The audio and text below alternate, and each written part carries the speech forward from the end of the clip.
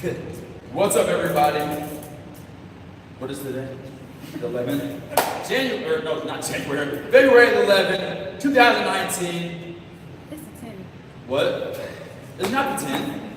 It is the 10? Okay, it is the 10. I don't even know what day it is, but that doesn't matter because last night we was at Cage of Honor 76 in Cape Girardeau, Missouri. As you all know that follow me on Facebook, I was commentating last night, the first commentator ever actually for the small local MMA event here, or promotion I should say, Cage of Honor, and this was their 70th event, so they've been around for about, what, 10 years now? Because I started fighting for them like 7 years ago. 2015, yeah, so they've been around for quite some time. Yeah, Taylor fought last night, and we're going to let him break down the fight. But before, I want to go ahead and let you know, this is his first win in the cage. Ted has been fighting for how long now? Going on 2 years. 2 years, and this is his first win. So we're going to get into it. Go ahead and break the fight down, Ted. Yeah, so basically, I took the fight on about 4 days' notice. He actually called me up on Tuesday and was like, looking for a last-minute opponent for Jacob Jewell. I was like, whatever, I'll do it. And, I was set up to fight Jacob Jewell for the November card, but they switched opponents and gave me Bryce Crump instead. But, I had seen tape on him and trained for him and whatnot. So, I came in with a much better mindset than I've had in all my previous fights. And, Even on 4-day notice. yeah. See, when you told me that, I was like, oh, okay, no wonder you're not on the card here. Because I actually started messaging all the fighters, a week ago before the fight started, and a week before the fights to get some background and make sure, when they were coming to the cage, I actually knew who they were and knew some of their background, and obviously we talked kind of, and I didn't know you were fighting, so when I got there and your hands was wrapped, I'm like, I'm looking at the car like, what's going on here? So I'm surprised that you took the fight I was that talking to quick. him, I didn't even know what you were doing. Like, I was confused, like you said, or what you wanted to say about you. I was like, Okay, so I guess Johnny Price got a hold of you. Johnny messaged me, and I don't know what day it was. What was it? Monday or Tuesday, yeah. Monday or Tuesday, and he said, it's like, hey, that. And I messaged Teddy, I'm like, hey, you want to take this fight?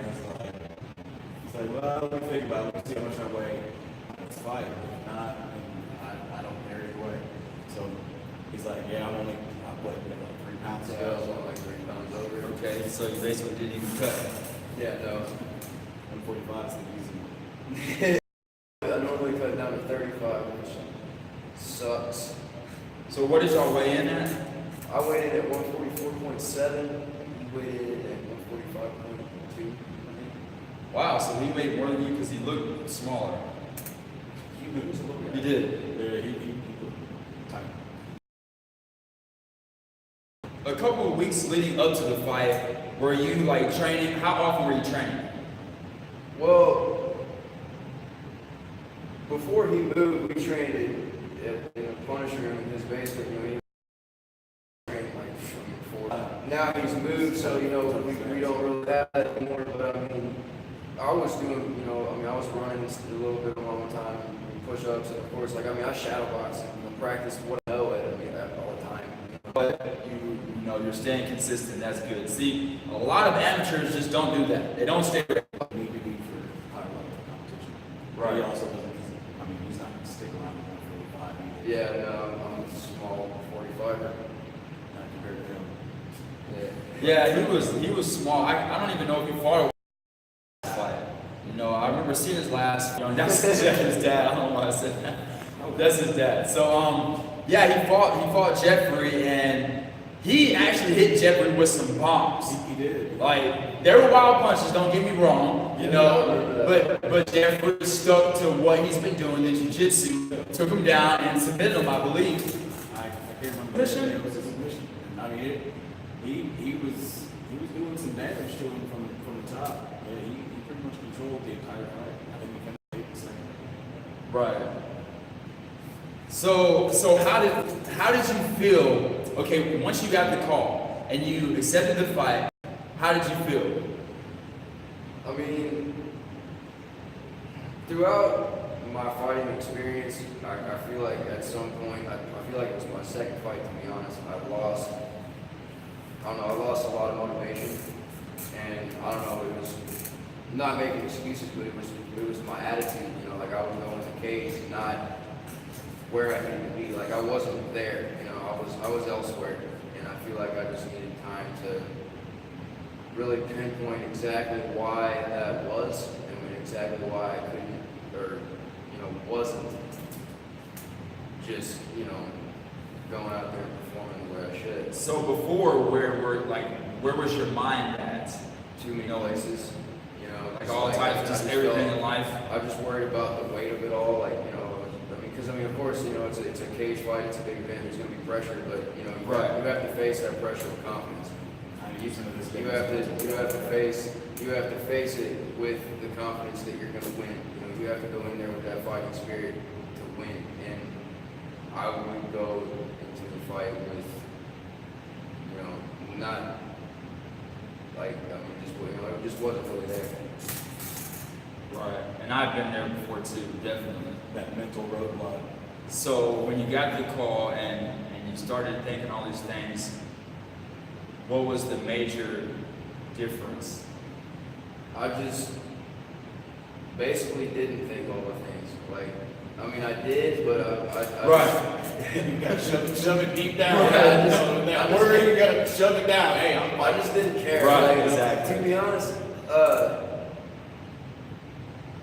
I don't know. Like, I was mad because I should have wins and I didn't. You know, Right. It's like, Did we say your record? So for those of you that don't know, his record coming into this fight was 0-5. Yeah, and I mean, look, I've lost several amateur fights. My amateur record is 3-4 or something like that. But I lost those fights because I wasn't. Well, my first 4 fights I was not trained. I just jumped up off the couch. This was before I knew anything. So, you know, those fights, even those wins, I mean, can't really count because I wasn't a martial artist at the time. Yeah. But just with the couple losses I have compared to my wins, I couldn't imagine starting my career as a fighter and losing the first 5 fights. But see, I know that I would keep on fighting until I win. But a lot of people, they'll quit. yeah. A lot of people will go on a winning streak and then lose 3 fights. And they really put their hat up. Maybe just for a while, but they do it because regroup. No, not regroup. I mean like they give up. Like I'm done with this. You know what I'm saying? Not go back to the drawing board, but they were like, you know, maybe this isn't for me. Right. So, you know, I definitely applaud you for. Yeah, I had to find out exactly why I do this, and you know, I do it because at the end of the day, what matters most to me before I go to bed is like, am I a better fighter today than I was yesterday? Well, Right. not just fighter, but like a martial artist, period. Like in all ways. Like I said earlier, you know, I don't really count like say shadow boxing as like part of a training routine because it's habitual. I do it while I talk sometimes. Right. It's like that's like I said. You gotta live it. I do it like I breathe. You gotta love it. So I knew that I'm more than what I've been showing everybody. And when I walked in the cage, before I even walked in the door, it's funny actually. I stopped at the door at the arena building, and like I had my hand on the doorknob, and in my head I was like, the next time I walk out this door, I'm gonna be a winner. Like that was my mentality going into it. I was not fucking leaving that. Sorry if I can't cuss, but No, bro, you crazy. I was not leaving that building without that win. And you know, not to sound psycho or anything, but as soon as dude came in, like, I mean, I'm just eyeing him the whole time. I'm like, The whole hey. time, yeah. And then he was actually running late. I almost had to switch corners. Was you worrying? Were you worrying when he was running late? I mean, not really, because I was, like I said, I was gonna win. Like, but it was definitely a lot better once he got there. And then right before I walked out, he like smacked me in the face a couple times, and I was like, all right, I'm ready. Yeah, Petty smacked him in the face before he got to the cage. And a lot of you know, cornermen will do that to get you hyped up. And yeah, it definitely will work. Kid was shooting laser beams out of his eyes. Yeah, his whole face. because that's what it does. It changed him. I saw it like instantly. Like Someone smacks you in the face. What are you gonna do? Your eyes are gonna be wide open. Oh no, he went like this. He was down. He's like, all right. He's like, I'm just ready to go to war now. Right. Yeah. So I just knew that that's where I needed to be, and that's where I wasn't in my past fights. I just, you know, it's just a mental block, I guess. But, you know, we would be expecting a win streak from me, you know. okay. So how soon do you want to fight again? Well, I've already got one set up. March 16th. March 16th, yeah. Okay. Okay, I might be fighting on that card as well. We're looking for an opponent for myself, so you know, hopefully. Yeah, we fought there before the same night. Yeah, and if Yona Israel is watching, I'm trying to fight too, and have been for a while. March 16th, the day before my birthday. Yeah, we can turn up, and y'all can watch me get a knockout or however y'all want. What the last time he was there? Who did you fight? Was that Brian? I fought Brian Brooks last time. That was a flawless victory. That definitely was, because he didn't hit you one time. I don't believe one time. No. So I think he landed a leg kick. okay. It was a knockout though in round one. How many minutes was it? Minute 28, I think. Right, and you just boxed. Yeah. That's all you did. You just hunt, just moving, bang, bang, and knocked him out cold. I was like, Kickboxing. wow. Yeah, I like that Stay fight. I definitely like that fight. Got 8 weapons. I'm gonna use all of them. So the mindset really is like, that's like the number one thing in the your fight. mindset is everything, period, dude. Like, Period. you think about, I mean, it can be something as simple as like, you need to take the trash out. You could be like, man, Yeah. You can be like, man, I kind of need to take the trash out, or you can be like, I'm gonna go take the trash out. It's I mean, you know, it's everything. I mean, it really is. And like, I didn't really think of it as deeply with fighting, because it's just more of a physical thing. But it's like, nah, if you're not there mentally, you're not there at all. I mean, I've been beaten by people that they shouldn't beat me. You know, they shouldn't beat me. Like, it was my fault that I lost. So I'm trying to redeem all that or whatever. Right. Okay. Well, so no fight set up yet. Oh, March 16th. Will Kaler. Hold on. Yeah. You already got an opponent? Yeah. Did you just say that? Yeah. Well, I mentioned the date, but not the opponent. Okay, so you're fighting, what's his name again? Will Kaler. Will Kaler. So who's that? What's his? He's a Paducah fighter. I think Jonas said he's 1-4. Title. Yeah, he goes the title. Okay. So I think he's a wrestler, maybe. So I don't really know much about him. You know? I mean, I've seen like, I've seen him fight. I've seen a couple of fights.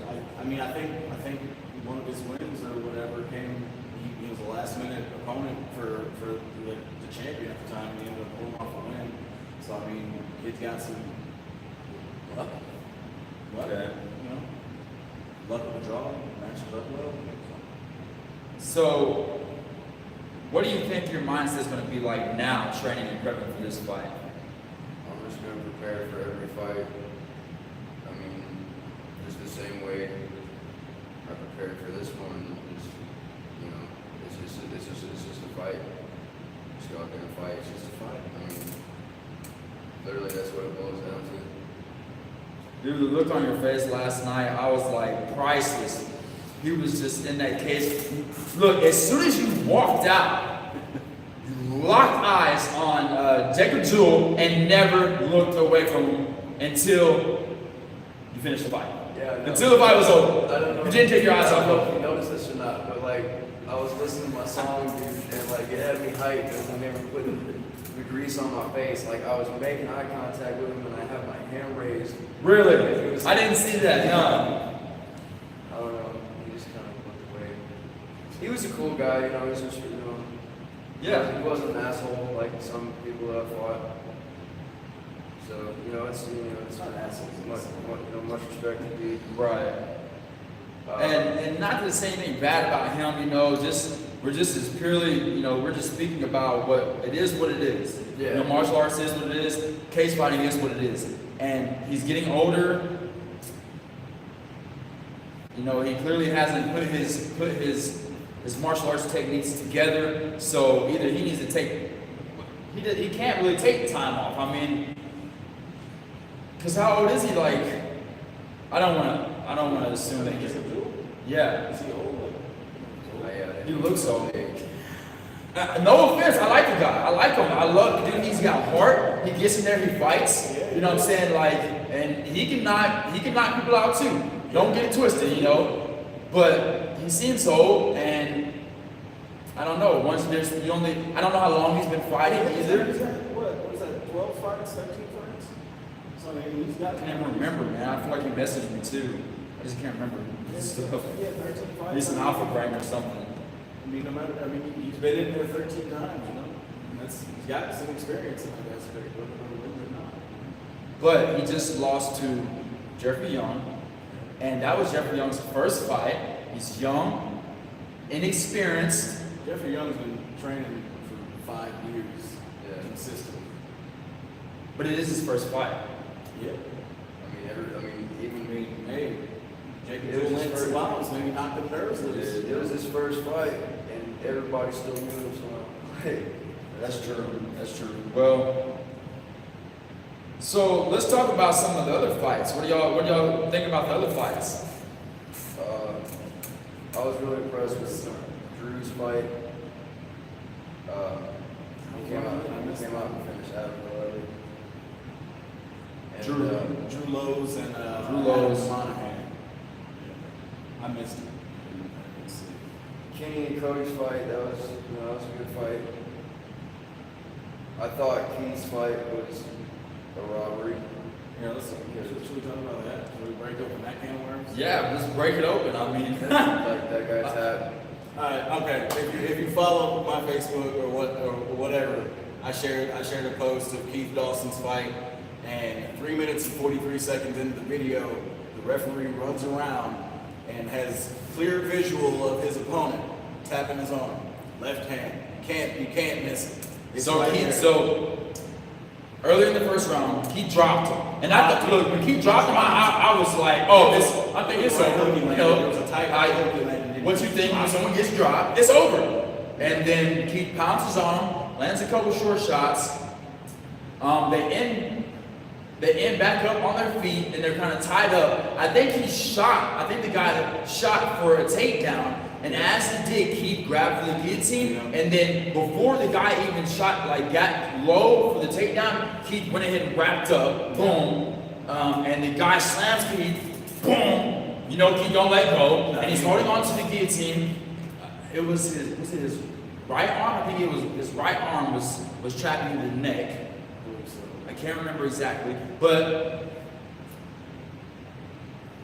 y'all are saying he tapped with his right hand. I was on the backside on Keith's right, on his left. I couldn't see the hand that he was tapping with.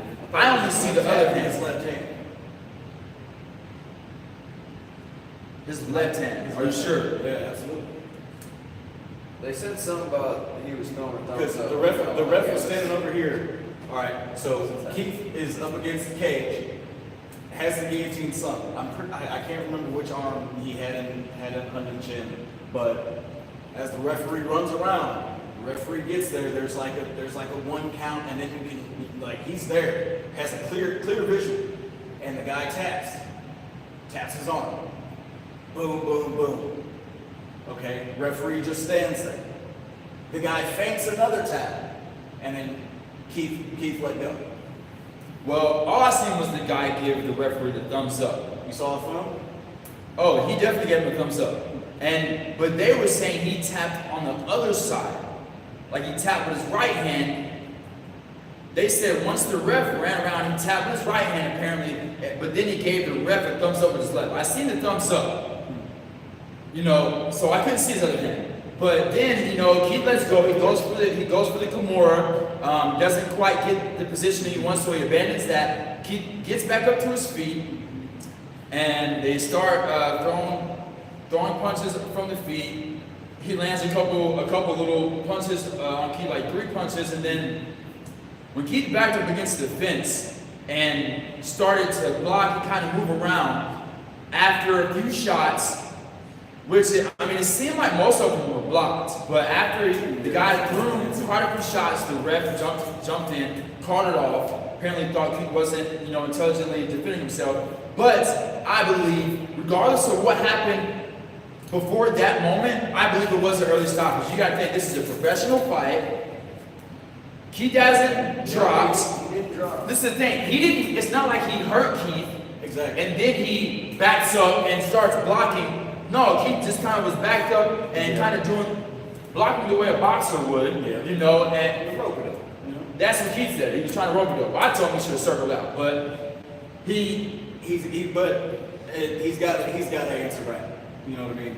But then, look, I went back and watched, and I did see Keith was blocking, and he was trying to counter. He was going to block, wait for an opening, and counter. So he did throw back a counter. I seen one. It was his right hand, I believe.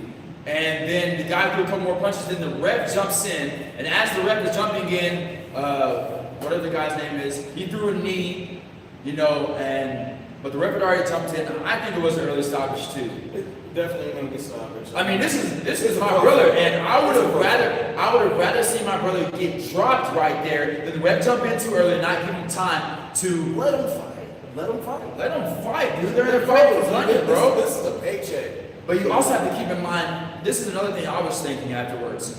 The referee just watched, 13 amateur fights, and now he's got to transition to, these are 2 pro fights now. They should have switched referees. Absolutely. And I've actually been seeing that in the last few promotions I've been to, in Kansas City, St. Louis, other places, they are switching off 2 different referees. It was all. And why? Because, dude, there's a lot. One guy can't. You don't stay fresh that long. There was one ref the entire night. There was one ref the entire night. It's insane. I was thinking, and dude, it's a pro fight, bro. They can elbow, they can knee. Like, I feel like let them fight. You got to put them away. In a pro fight, you got to put them away. That's. If I were officiating. Unless say I drop you, and then you get back up, you manage to get back up, and you're up against the cage like this, I'm teeing off, then I can understand. The guy never even hurt Keith, but Keith had dropped him. In my eyes, this is what I think. If that referee's going to jump in, then, and this is nothing against the referee, guys, let's understand that refereeing it's hard. Dang near just as hard as actually fighting. It's not easy. Dude, and the referee, I have to give it to him, he was right up, like, there was a lot of times when everyone was hitting the ground last night, dude, the referee was dang near kissing them. He's right up on him. Why? Because he's making sure, is this fighter breathing while he's in this submission? He was doing his job very well. So let's not act like it wasn't a good referee. It's a good referee, but everyone makes mistakes. Overworked. And he could have been overworked. Also, this was the co-main event.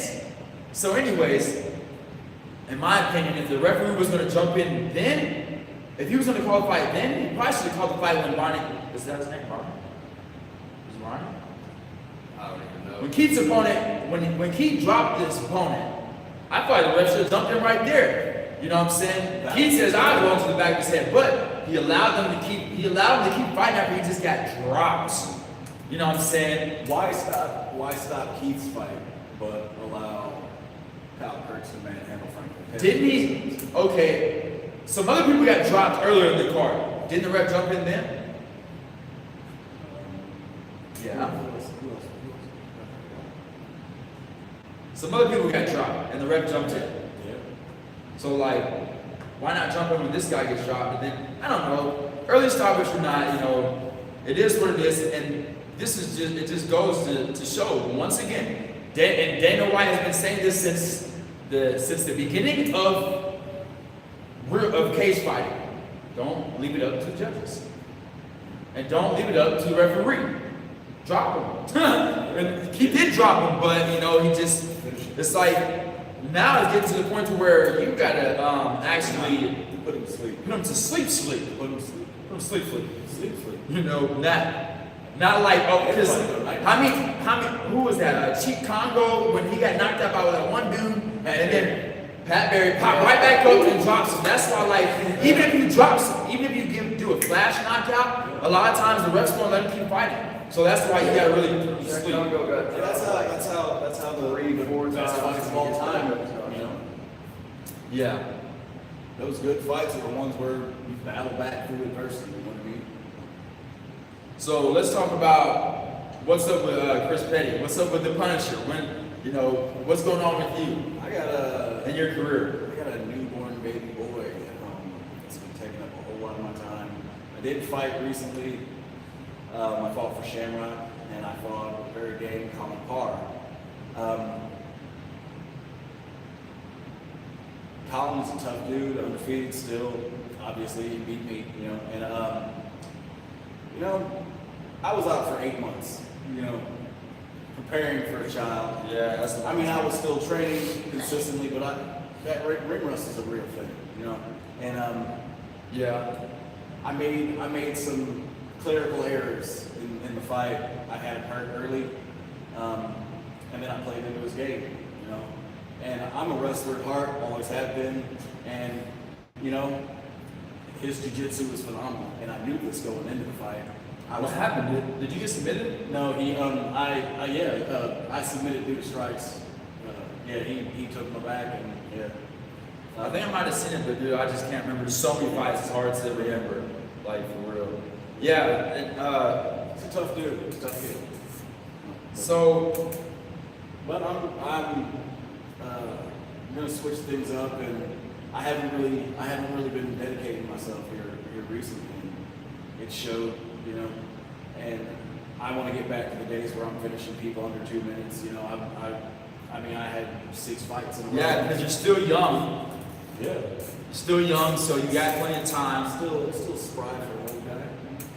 How old are you? I'm 28 March. Yeah, you're still young, so. See, dude, people don't realize when you're starting off and you have to work 40 hours or more a week. I already know you probably work more than 40 hours. And then you've been driving like hours to get to work and all that stuff. So, dude, when you have to work 40 to possibly 60 hours a week and train full time, and you got kids and a wife, dude, it's hard to juggle that like you have hardly any time to train, man. You were literally, dude, you're just go. I sleep like 4 hours every night, bro. Like I'm like every day I'm just like tired, man. I'm tired, but I still keep going, and I know that it's gonna pay off, and I know I'll get to a point in my life to where I can sleep for 8 hours. But right now, I just don't have time for that. You know, I really don't. Like, it's Sunday. This is the day of rest. You know. I'm running on like 3 hours myself. Oh, dude, people hate Mondays. Running to get the sun. Mm-hmm. I love Mondays. You love Mondays? Yeah, because Everybody's like, oh, Mondays, worst day of the week. I'm like, Monday's my favorite day. It's Monday and Friday but it's not so much because of it's Monday or because it's Friday. It's because of the way I'm training and the way I'm working. So it's not so much that the days matter. You know, it's what days are you pushing hard and what days are you resting. Yeah. So Monday, I just rested on Sunday, you know what I'm saying? So I'm fresh, I'm ready to go. And then Friday and Saturday, I'm winding down. Or I know that Sunday's a day away, so I'm like, okay, I'm gonna push hard and then I get to rest. I can rest tomorrow. I'll regret this tomorrow, but I'm gonna grind through this one. Yeah, that's 6 days a week, man. It's tough. So when people like you and I, like Ted, you know, you ain't got kids, so you don't know what we're talking about, this grown man stuff. But like, so someone like Ted, he can train more than us, so we gotta fight well, I'm young myself, but anyways, we gotta fight these young, a lot more teenagers, up to 19, 18, 19, 20, 21. They've possibly been training since they were 10, and they got all this time. Meanwhile, we got less time. So when we train, dude, we have to be laser focused. There's no it's a lot harder to be an amateur fighter than it is to be a pro fighter. Even though the caliber, the level is up here, is higher, it doesn't matter because you're fighting people on your level. True. Unless you're fighting scrubs. But in that same aspect, like Ted's different because Ted works a full-time job as well when it comes to training. Yeah. But whenever you get to the professional level, you come across guys that do this for a living. Like this is their life. That's their lifestyle. Like this is how they feed their kids. This is what they do. They sleep Monday through Saturday. You know what I mean? Just like 6 days a week. Like that's what pays the bills. You know what I mean? And I can't do that. Right. I mean, I got a family of 4 that I take care of. Okay, what I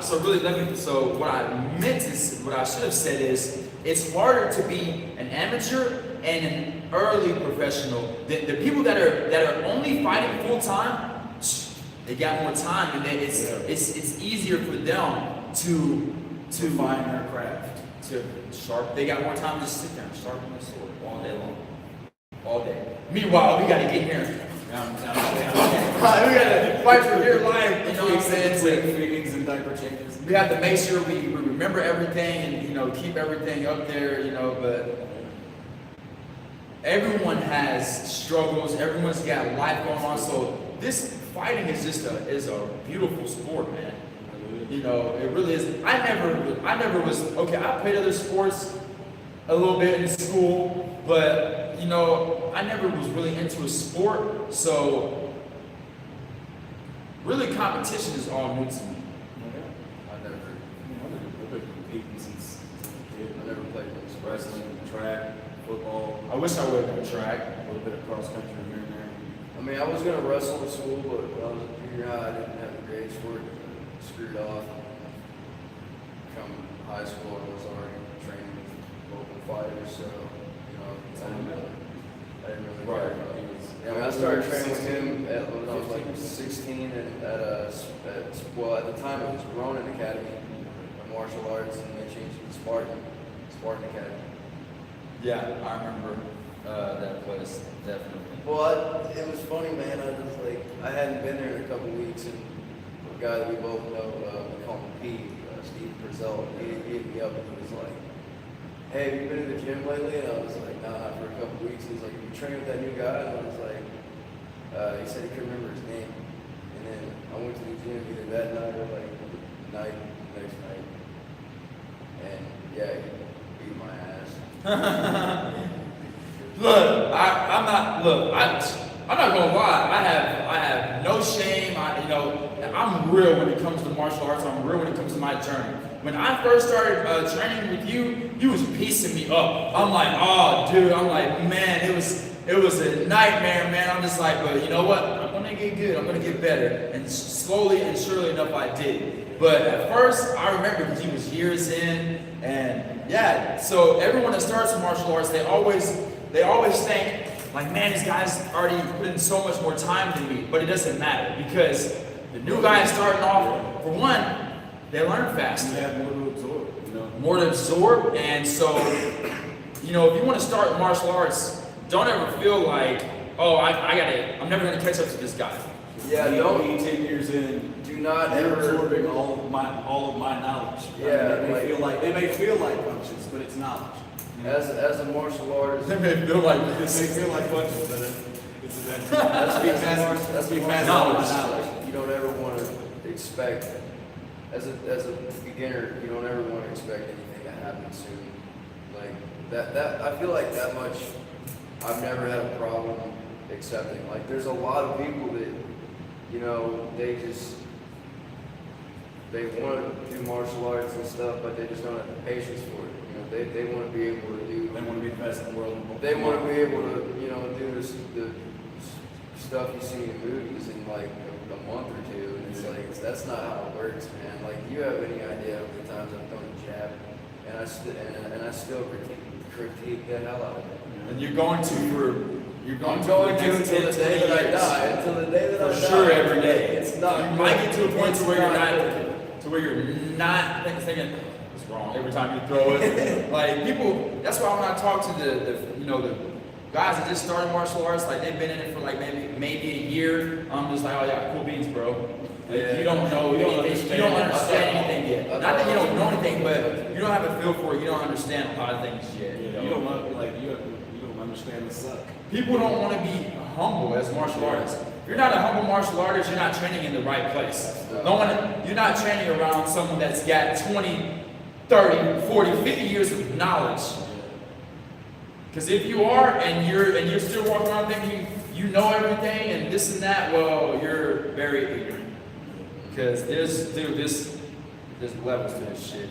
There's levels to this shit, man. It's for real, like. And I love it. I can't wait to compete again. It's just awesome, man. I love the feeling. See, I wanted to compete ever since I was. To be honest with you, man, I was watching WWE when I was probably 5, 6 years old, man, for real. And then after a while, I realized it wasn't real, but it looked real to me. You know what I'm saying? And I mean, obviously, when you're throwing someone off of a ladder, there's no faking that. When you slam someone on the table, I don't care if the table's not oak. Your back is breaking on that fucking table. So yeah, so I was watching that growing up, and I seen Hulk Hogan ripping his shirt, and I seen The Rock and Goldberg. I love Goldberg. He always would spear people. So that's what I remember from my earliest days. The point where I was watching Bruce Lee, Jackie Chan, Ninja Turtles. Yeah. The Three Ninjas, remember that movie? The three little brothers? It's called The Three Ninjas. It was little brothers that always be kicking stuff. It was like Karate Kids. Always, yeah. And so yeah, I love Bruce Lee, man. And but this is the thing. Not all kids grow up like that. It's just awesome how everyone is into certain things. You know. What made me get into it when I was a kid was Power Rangers. Power Rangers, I'm not gonna flex, bro. I don't care if you think they're lame now. As a grown man, if I watch some now, I'm like, this is lame. Yeah, but when I was a kid, dude, they're the shit, bro. Yeah, so we were into that stuff. So I guess in a way, man, fighting is something everyone likes. Everyone fights, bro. Almost everyone fights. It's born into, you know. Because you have to. We're fighting for our lives. It's like there's so many people nowadays with the mindset like, oh, violence is never the answer, blah blah blah. Sometimes violence is the answer. That's the best way. That's the best way to become a victim of something. Yeah, that's very true. It's like that's very true. Victim mentality. I'm not gonna walk in victim, you know. That's why I do this, because at the end of the day, like I don't want to feel vulnerable. You know, I don't want to be nobody's victim. Yeah, I do the way I walk around, bro. I'm just like, I already know I can handle myself. Yeah, like I was actually talking to my son's mother the other day. We were on our way somewhere, who knows, and saw this guy walking on the side of the road, and I'm like, well, you know, if I didn't have y'all with me, I'm the kind of guy that picks people like that up. She's like, yeah, I do. She's like, you shouldn't. I'm like, why? She's like, what if he has a gun? I'm like, I know gun business. She's like, well, I'm like, well, what? I'm like, you know, I can handle myself. I mean, I know a lot of self-defense, you know, and I'm okay, you know. I don't fear anything, you know. And you know, this is what people fear a knife. This is another thing people don't understand. And I really want to get this into people's brains that don't even know anything about martial arts. Okay? Rather, you don't like fighting, you do like fighting, you love fighting, whatever it may be. When everyone knows how to fight, there are less fights. Exactly. It's not the opposite. People think that, look, when no one knows how to fight, then everyone thinks they can fight, and they're always fighting. Yeah. When you're in a room full of martial artists, I know watching cage fighting is completely different from going to a jiu-jitsu tournament or something like that. Ain't no one gonna get to just banging at a jiu-jitsu tournament. No, never. Everyone can choke each other to death. Yeah. So when the fight, man, the cage fighting is different. we're coming there to fight each other, and a lot of it also is for show. Yeah. You know what I'm saying? And we do it because it's fun. Like even if we're sparring, if we talk shit to each other, if we do, it's not going to be because we're in our ego and we're upset. We're going to be playing with each other. Bro, if you hit me with a good lick, I promise you it's going to be hard. Sparring, it's hard for me not to smile. Yeah. Like I have to be very serious not to smile. Why? Because I acknowledge it and because I'm having fun and I understand. It's just like chess, bro. Exactly. If we're playing chess, I'm not going to be bitter if you take my queen. I'm going to be like, damn, I'm going to be trying to smile, bro. It's like, oh my goodness. But this is a good move, so. It's like there's some people that just cannot understand. They're like, how can you like to get punched in the face? I'm like, Right. So cage fighting, when you see that on TV, just know it's a lot different than real life. In real life, when you're in a room of all martial artists, it's the calmest, most friendliest place you're ever going to be. Why? Because they all understand if we get to fighting, it's going to be very, very bad. It's very dangerous. People that don't understand martial arts don't understand how dangerous these weapons are that we have attached to our bodies. Until somebody that doesn't know how to fight runs across somebody that does know how to fight, and then you find out real quick that they didn't know how to fight like they thought. Right. So yeah, they do flips real quick. like us three, man, it's gonna take some weird or some bad or some very wrongdoing for one of us to get into an actual fight. Yeah. Like seriously, Like what are the odds? Like I've never hit Teddy out of anger. He's never hit me out of anger. We've sparred. We never hit each other out of anger. And separating yourself from that oh well, I can't do MMA because I get mad when I get hit in the face. I'm like, okay, well you're not an effective, it's not effective. How are you gonna win a fight? Why, like, getting angry is how you debilitate. Look, and for anyone that ever sees me angry, watching this, ever after this, don't call me a hypocrite if I get angry and I try to fight someone, because I will also admit that I'm a young martial artist, I'm a young fighter. It's like this, if someone hands you a weapon, it's going to be hard not to hit someone with it. It's going to be hard not to play with it until you really understand this is dangerous, this is nothing to play with, and I'm only going to use this if I have to save my life.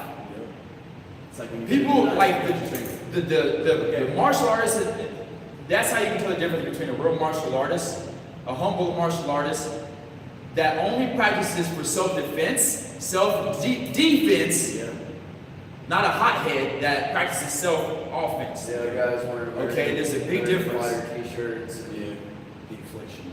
Want to go around fighting people? No. A real martial artist, dude, you're gonna have to swing on them first. Yeah. Pretty much, that's how it goes. Or you're gonna have to make them feel like they are in threat, or their family is in threat, or someone else around is in threat.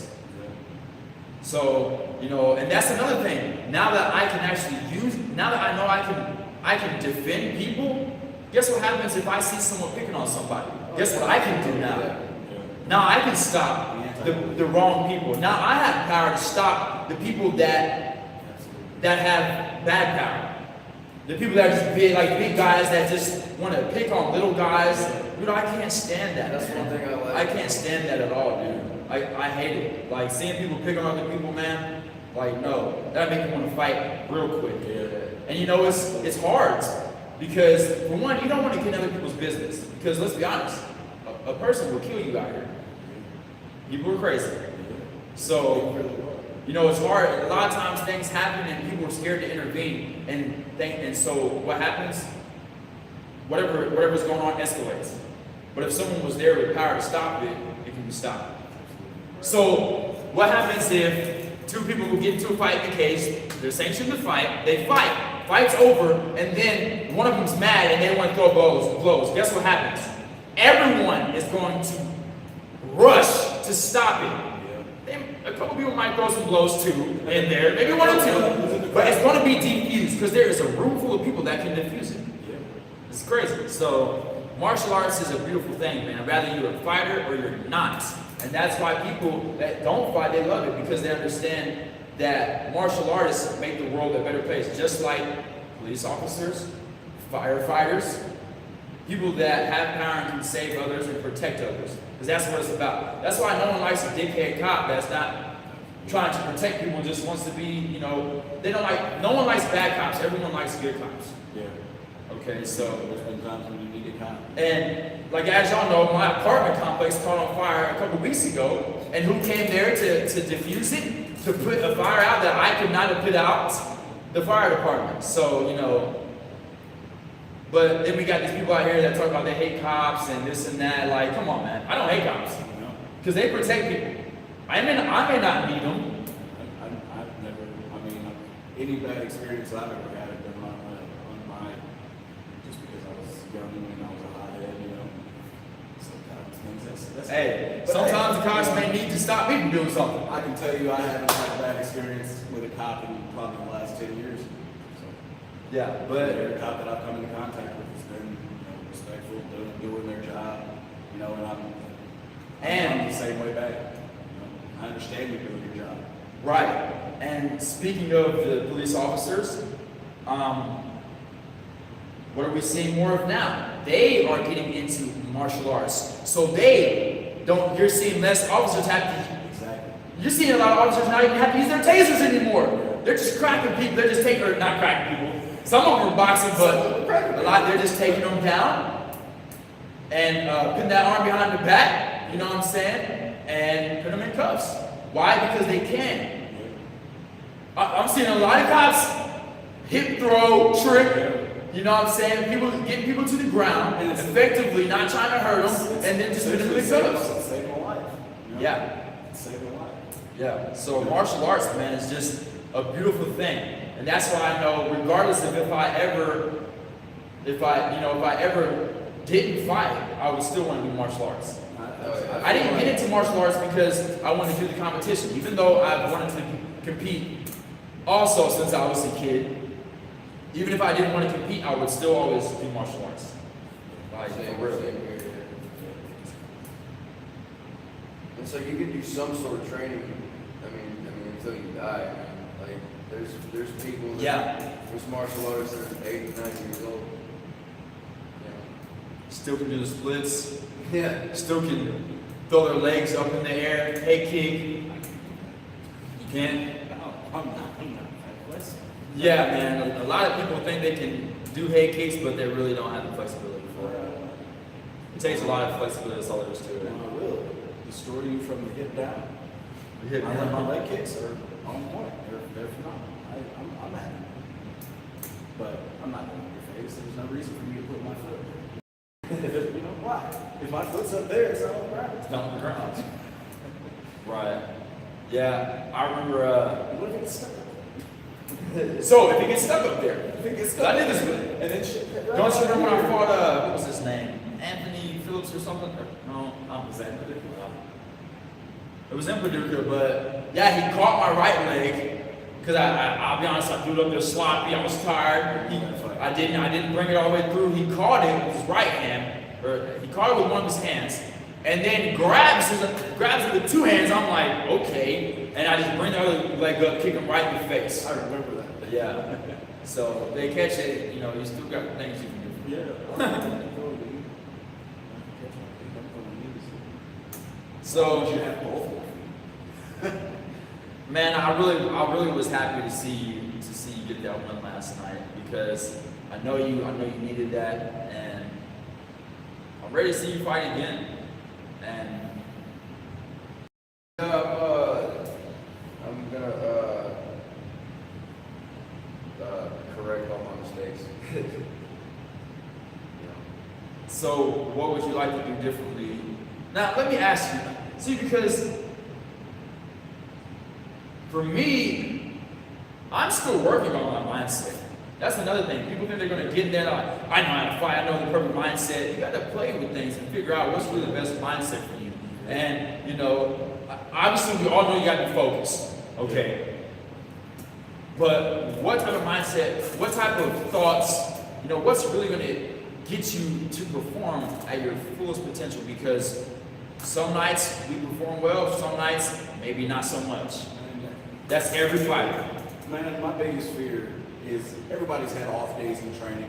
You know, what if the day of the fight, it's an off day. Yeah. It was an off day. Yeah, what do we, I mean, you had off days, right? Where you're Yeah. just like, man, I just don't feel right, you know? And then I've had moments where that off day just falls on fight day. See what I've How do I noticed? overcome this off day? Look, when I first started fighting, you ever been in the back and you're hitting pads and you're shadow boxing, whatever, you're warming up and you're like, my arms, I'm so I tired. can't feel them. They're numb. I can't. What's going on? Why are my punches so weak? Like, what's going on here? And you just feel your body feels weird. I remember, and I still feel this. I can feel in the back, my body, my blood, everything, my muscle warming itself up without me doing anything. I start warming up and sweating on my own. Yeah, sometimes. And I can feel like the heat pulsating through my whole body. And before, you know, to be honest with you, before, it freaked me the heck out. It freaked me out, dude. I'm like, I felt like I'm like, it freaked me out. I'll be trying to shake it. Now, I embrace the feeling, bro, and I feel like, you know, like when, like how on Dragon Ball Z they get that flame around them, and they get that flame. That's how I feel, bro. I feel the heat. I feel myself getting hot, bro, and I just feel like I'm on fire. And I get warmed up, and I feel freaking phenomenal, dude. And it's a beautiful feeling, man. When I first started fighting, man, I'll be honest, it was terrifying. It was terrifying. But I wasn't no bitch, you know. I'm not gonna back down, and I'm here to fight. I'm here to do something I know. If you know you would like to do it, you know you would like to do it, but it scares you, go ahead and do it. You're gonna like it. So, you know, I would be like, you know, and it took me a while to. It went from like the whole week before, and especially the day before weigh-ins, the day of the fight, I would be so nervous, like I could feel it in my stomach, bro. I'd be like, wow, why do I feel like this? I know I'm gonna be okay. Why do I feel like this? Every time.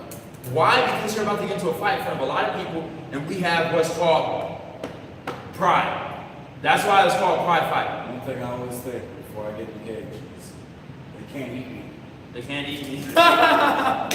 That's right, dude. That's right. It's not a line. Yeah, they can't eat me. Touche. So, yeah, then it got to a point to where I started the experience. It just comes. You start to embrace it, and Ride the wave. And dude, yeah, it's just like you can literally compare it to anything. Riding a wave. What happened when you first start surfing? You fell off. You crash. You know what it feels? Look, I guarantee you, it's physics. I've never surfed before. It's physics though. All that water crashing down on you and smacking against it, falling off of a surfboard. How do you think that feels, bro? Bad. And then what happens? You feel like you're drowning, just like jiu-jitsu or wrestling. When someone's on top, you feel like you're drowning. You can't breathe. And so, yeah. And so it's just like that. But what happens when you start to get good at it? And you're riding. Have you ever seen someone ride like those freaking 50-foot, 25, 50-foot waves, bro? It's incredible. Like, how do you not die? Like when I'm scrolling through Facebook, if I'm scrolling through Facebook, and I see someone surfing a big wave, how do you not stop and watch that? You're like, I always stop and watch that. it's incredible. It's incredible. So, and it's just like fighting. You put in the time, and you actually know what you're doing. You're practicing the right techniques. Dude, you just become a beast, and that's why I know it's for one. You gotta have heart though. If you don't have the heart, if it's not in your, and by heart, this is the thing, man. When people say something is in your heart, this is why they say that, because it is literally in your DNA, and you're unlocking something in your DNA. I honestly believe the reason we love fighting is because we have direct bloodline to certain ancestors, whether it be your grandfather, whether it be your father, your grandfather, your great-grandfather, your great-great-great, somebody in our family along the line, a male, we got their DNA, and they was a warrior. They had to fight. They had to fight for something. It's somewhere. It came from somewhere. And guess what? Everyone had to fight. So we basically all had that type of DNA. And when you hone in on it and unlock it and really come to your full potential, man, it's a savage moment. So that's why I know here soon, man, you're gonna see me go from like there's levels to it, like I said, and you'll see me jump levels just like. I'm about to make a gym change myself and get to the level that I need to be. Level that I know I can have, the level I know I can be at. But some people, man, they can train all day long, but they're never going to be able to beat certain people or get to a certain point.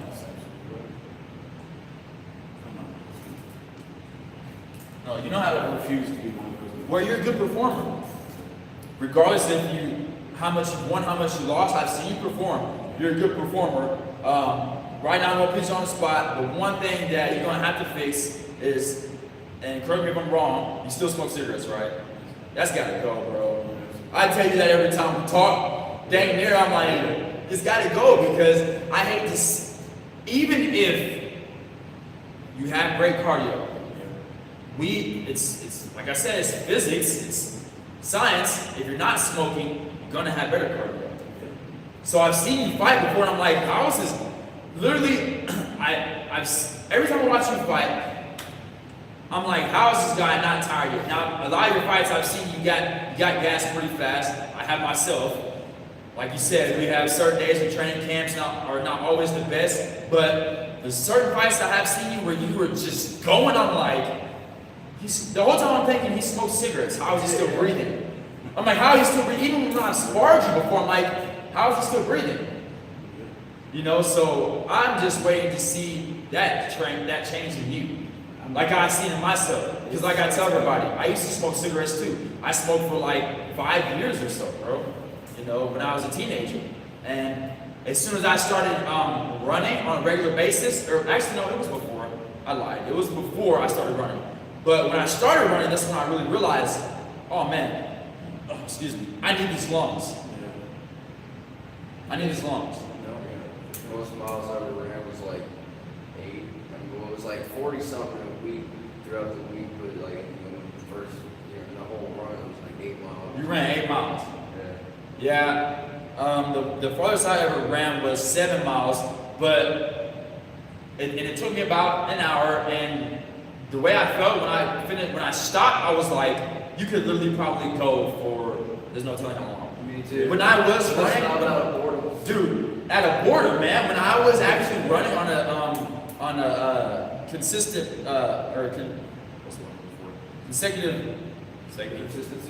consistent basis, I was like, this is now. It's a weird thing because to be honest with you, almost every time I did take off running, I'm like, this sucks. Yeah. This sucks. I'm like, I'll be 20 minutes in, like this still sucks. But then it got to a point to where there was a lot of times when I was really running a lot. It's right around like the 4 mile mark for me. 4 miles? Yeah, it's like about halfway. You hit that groove, that second wind, everything's loose, everything's warm. You're just going. This isn't all that bad. This isn't all that bad, yeah. And I would get to the point, I'd be running, be throwing my hands, you know what I'm saying? I'd just be feeling good. Breathing to the music to every step, you know? Yeah. That'd be Oh, and then if you get to the point to where you can sing while you're running, whatever you're listening to, if you can sing too, that's when you really can breathe. And I noticed. When your headphones or your phone dude, let's get on that topic. Is listening to music while you're training, while you're working out, is it cheating? I feel like it's necessity. The necessity? When it comes to running, like, dude, I'd need a partner to run without me. Yeah.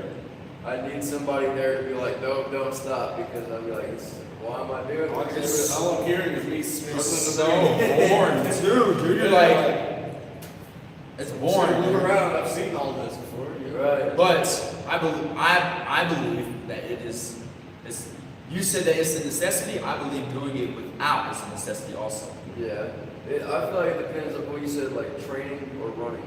Like what kind Just of running? I can't. Yeah. Just I know, man, and I don't like that either. But music sets my mood. Yeah, my music, like I'll be sitting there and I'll be in a slump. Like every now and then whenever I run, I'm just like, I hit a slump, I'm sore, I feel that ache or that side stitch hit you, you know what I mean? Yeah. Right. And then that The side stitch? What did you just say? Yeah, That's what you call it? Oh, dude, that sharp pain you get sometimes. I'm like, what's going on? Oh, I'm like, you gotta run through dude, you're trying to think, I'm gonna pump whatever this is with oxygen, and it's gonna fix itself. And you can, but a lot of times it just won't go. 30 minutes you'll be running like this is not going away. This is how I'm just I gonna die. have to cry the whole time I'm running. This is how I die. Yeah, this is how I die. And that upbeat music comes on, and then you're like, oh, Yeah. And then, Dude, it taps into a different part of your brain. That's what it does. I like to find Makes out things one- suck less. that Suck one less. song. I like to find one song that just has, like that perfect atmosphere. Yeah, man. Just tuning out is easy. Yeah. Because that's the best way to run is don't think about the run. Like Yeah. I would wake up in the morning sometimes and run and I'd practically fall asleep running. Just get out there, and it sucks getting out there, but you just gotta get out there and start running. Do it. Just get out there and start, and then you'll enjoy it. I know you will. Just like I just don't And then know. next thing you know, you could be Get one out of those there. people waking up and running like marathons, 15 miles. And Yeah. stuff. Like, Yeah, and if I a lot ran of people, 15 there's a lot of miles, I'd runners, be man, too far from home. all across the world. People, like, we see them every day. Every day here in Cape, I see people running, every single day. Yeah. And every time I see someone running, I'm like, Fuck yeah. Yes. sometimes, most of the time I roll down the window and yell out. Get it. I always yell something like, think of something creative. Oh, yeah, I'll- Because look, when I'm running, and someone rolls down the window and yells at me, hey! And it don't matter what they say. You know what I'm saying? It could be a woman whistle. Let a chick whistle at me. You know what I'm saying? While I'm running. What do you think I'm doing, bro? I'm like, it's like a freaking adrenaline boost, bro, because it makes you feel good about yourself.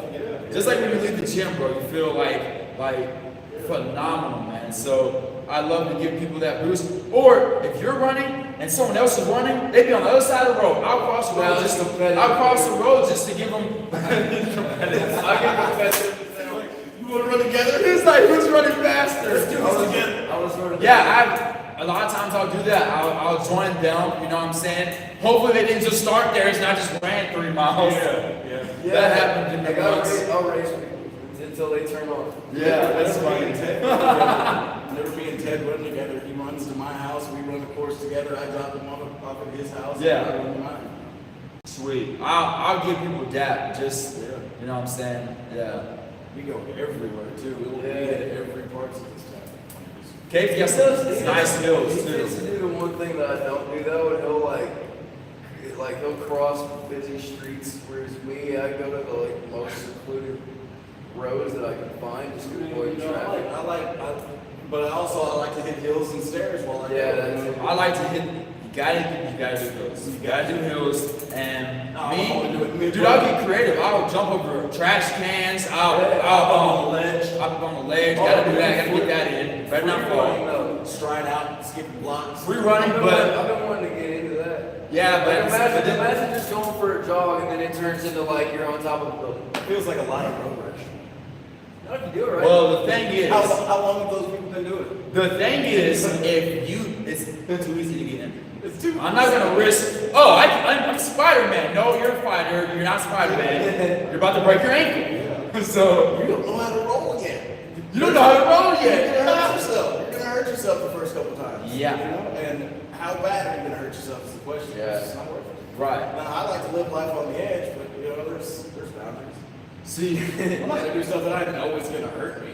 no, because I learned my lesson with skateboarding. I used to skateboard when I was younger, but I can't now. Why? Well, because I just one little slip, I nicked myself. I'm like, now I can't train for My tailbone. 2 or 3 weeks or anything, dude. I quit skating. Twist my ankle on it, like I tried to do a straight flip. Oh, my ankle, you know. Or hit a rock. But you hit a rock. That's what happened to me. I still got the scar. I had to drop out of a fight. Yeah. Hit a rock. I skated for like 2 weeks. And then- But I still got all the muscle memory, bro. I can hard flip, I can kick flip, double kick flip, hill flip, all I that tried to stuff. go down one ramp, busted my ass. Vert is the I'm hardest never thing. doing this again. Flat ground is a lot more safe than vert, yeah, for sure. But it But was at that skate park that me and you lived by growing up, right down the road. And, Yeah, which is now terminated. Now they get. Have you seen the new one? Yeah. Sweet. I mean, a lot's better than that old piece of crap. So. Oh yeah, but that was like the hangout at the time. Like It definitely bunch was. of people used to go there and skate and ride bikes and everything. And You like, go there to fight, everything. yeah, Meet me at the skate that park. was the Meet me at the spot skate to park. fight. They had the basketball court right there. Yeah, right there. Everybody was That's coming where to we had the fight. Yeah, that was the spot, man. For sure. But the run, yeah. So me, when I'm running, I like to because I know that if people can see me, it's gonna push me. I don't want to. I'm gonna be. You want to be the hardest working person in the room. I want people to be like, that dude's good. You know? At the same time, you have to make sure there's no one around. Still train the same way. But when people are around, it's a lot easier. Yeah. Yep. Yeah, That's what you do when people aren't watching that matters most. So that's why as fighters, especially people like us, if we're any fighter, not even just people like us, any fighter, it's no one is going to force you. No one's going to be on your ass but you. Exactly. You might have a trainer that is, but it doesn't matter. You know what I'm saying? Because you have to do it. You have to be your biggest critic by far. Like you have to, like I said, you have to be on your ass the most to get better. Because I mean, how many times have you said, Ted, you're doing this wrong, and like I didn't fully grasp it for like 2 months. And then finally I'm like, hey, you know that thing you've been saying every day for like 2 months? There it is. I got it. I get it. Like, Yeah, there It's like it is. unlocking a piece of your mind. Like, man, that was simple. Why couldn't I think of that sooner? Right. That's how martial arts is. Like, man, there's so many different martial arts, techniques you're and just so many learning how different to ways. move. You're just learning how to move your body in a way that you didn't know how, and then also learning how to do it combatively. It's a lot like that. It's just like dancing. For real. Just like dancing. I think it's funny how there's some people that like taught themselves how to fight from dancing. That's why the break dancers, people that break dance, when they start jujitsu, they're way better than the normal person. Imagine Way better. getting into a fight with somebody. A b-boy, you know what I'm saying? Someone that dance and move, if they start martial arts, they're going to be better than a normal person that starts. They already have a feeling of their body. A lot of people are walking around here, bro, they have no... They don't know this stuff. Right. Imagine getting into a fight with somebody and he does like the windmill or something and like just cracks you in your face. Like Look at how Michael Venom Page fights. Yeah. he's not fair.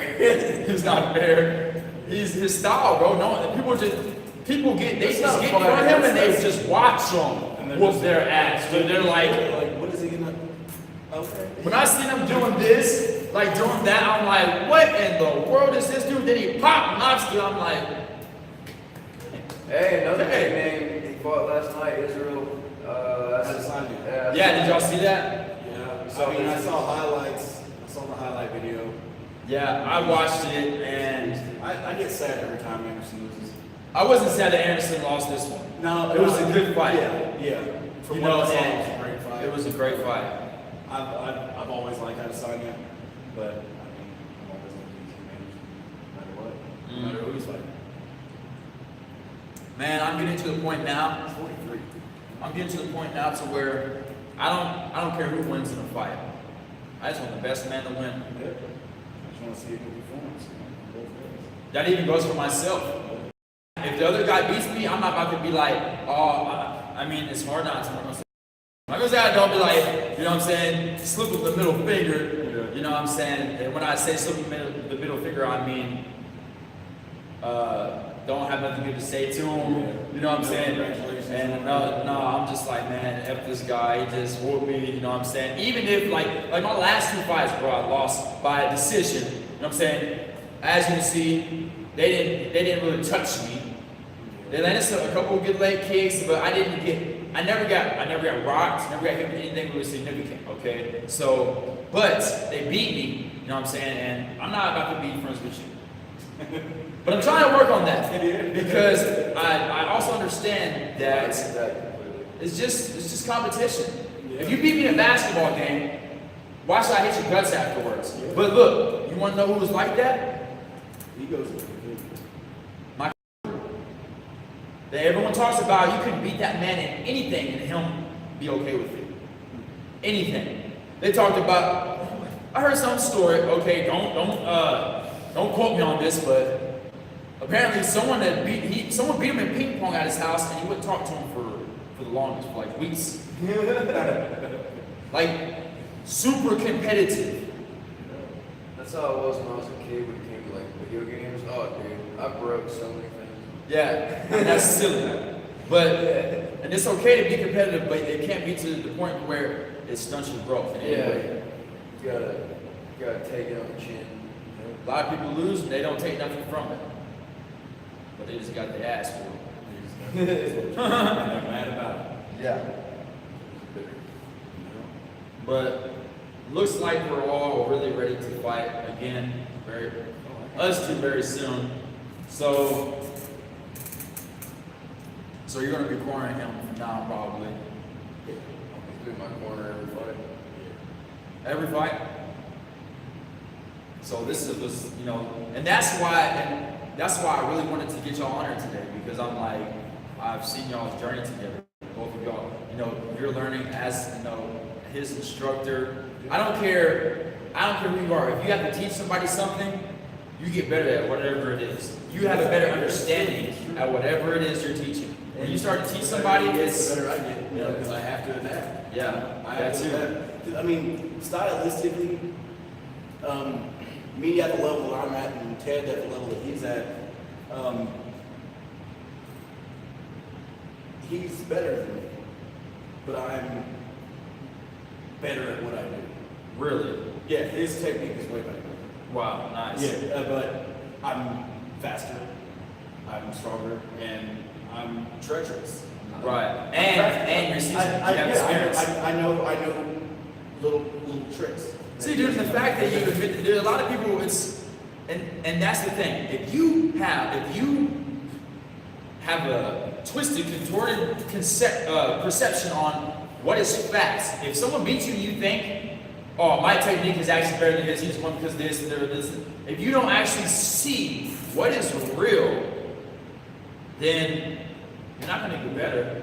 You're not. You might get better at what you do, but you're not going to get better in terms of better. You're going to get better in terms of yourself. You might grow, but you're not actually getting better at what it is that you're wanting to do. Like all these people walk around talking about, I do Muay Thai.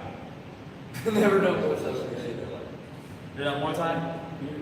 You don't know. Whatever it may be. And look, the people are slowly starting to trickle off now, because especially with social media, dude, anyone can get busted out. Yeah. With the internet, you're gonna get busted out. All these people trying to claim their black belts or acting like they know what they're talking about, having these gyms. We've been seeing actual martial artists go into the gyms and call them out on camera, shut them down. Yeah, I know what you're talking about. Otherwise, people are gonna know. Oh, absolutely. Unless they don't know, but as soon as they figure out, oh, they're not gonna like you, buddy. So all these people, stop false flagging, man. Stop. Like all these people out here acting like they train. I just don't like it, And it's not fun getting in the cage with someone that acts like that really is not training and not prepared. Well, it's not fun. And it's very unsafe. It's very there's unsafe. people out here. I mean, I was one of them. They get into martial arts because they might be bullied, things like that. So you're giving them this false reality, like, oh yeah, I can help you learn how to fight and protect yourself. And in reality, you're not showing anything. Have you seen some of the videos online, man? Of these guys, like, yeah, it's ridiculous. I mean, these Oh, guys. dude, they be doing this. Dude, they be doing the silliest stuff, man. Like they do that, like the crazy little. Like sidekicks and They doing some funny stuff, man. the chi push. cheap push. The no-touch master guy. Everyone falls down. Oh, man. Everybody just That stuff ain't gonna work, man. That stuff ain't gonna work. Like you are giving people, you're making this little kid think that he's gonna walk up to his bully and go like, Don't do and his that. bully's not just gonna be like, grab and punch. Yeah, we've also seen that in the movies as well, just like the fake martial arts. That one movie, I can't remember right now. It was a movie, this dude was acting like he knew martial arts, he was teaching his kids. He taught them the scare tactic where he just acts crazy and the bully freaking just punched him upside the head. Oh, he taught the pullback, the holdback technique where his spring holds. Yeah. I can't remember. Was that Drill Bit Taylor? Drill Bit Taylor. Drill Bit Taylor, bro. Don't be no Drill Bit Taylor. Out here, man. You're 18.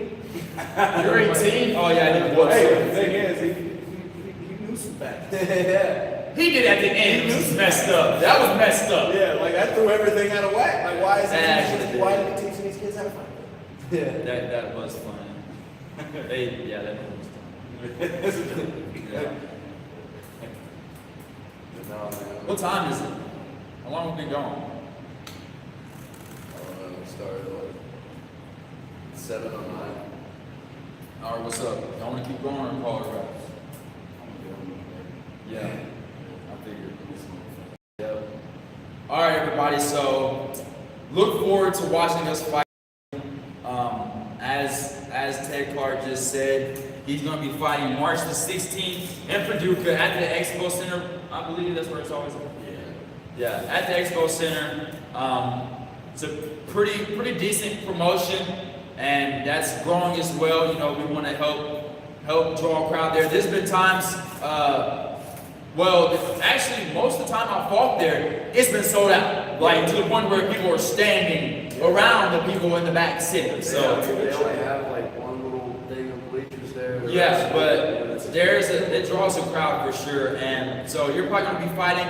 I also have some teammates that are going to be fighting there March the 16th at the Paducah Expo Center. So if you're coming to watch Ted, hit them up. If you're coming to watch some of my teammates, I believe Gavin Bland is fighting, and Caleb was, I'm not sure. Don't quote me on it because everything's going on. So much is going on. So many fights. It's hard to keep up. But yeah, so we're possibly, you're competing, I'm possibly competing myself, and look forward to see Chris Petty get back into his regimen. I'm looking forward to seeing him get back to it also. I enjoy watching you fight, and I know you, you know what I'm saying? Yeah. So no matter what, I'm always gonna want to watch you fight, That's how it is. There's some big changes coming in my life, especially when it comes to training and whatnot. And I've got, like becoming a father changes you as a man. Yeah, it does. I honestly don't think that you fully understand how to be a man until you look into your child's eyes. You know what I mean? And just okay, now I'm starting to get it.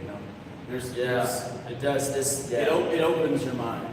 It makes you look at things in a different way. And I'm either gonna give it up or give it my all. I don't. Like you said earlier, my main race, I'm rich. Right. Right. All right, everybody. Well, hope you enjoyed. Go ahead, like, comment, subscribe, and get ready for the next coming podcast. Definitely comment. Let us know what you think. Any questions you have. If you haven't already started following them on social media, check them out. And if you're into martial arts, you're gonna want to tune in because we are all. Petty's already professional, but Ted and I were early in our career. You get to literally watch the journey, especially you other amateur fighters. You should be tuning in as well because everyone can learn from everybody, and you get to watch the actual journey from just a regular person that may or may not have kids, may or may not have a job, starting from someone that doesn't know how to fight at all, because that's how we all start. I don't care who you are, what you think you know. Everyone starts off in martial arts with not a dang clue how to fight other than what they might have put together in their head. But comparing it to martial arts, it does not. There's like I said, there's levels to it. So yeah, stay tuned, and we'll see y'all on the next show. Peace.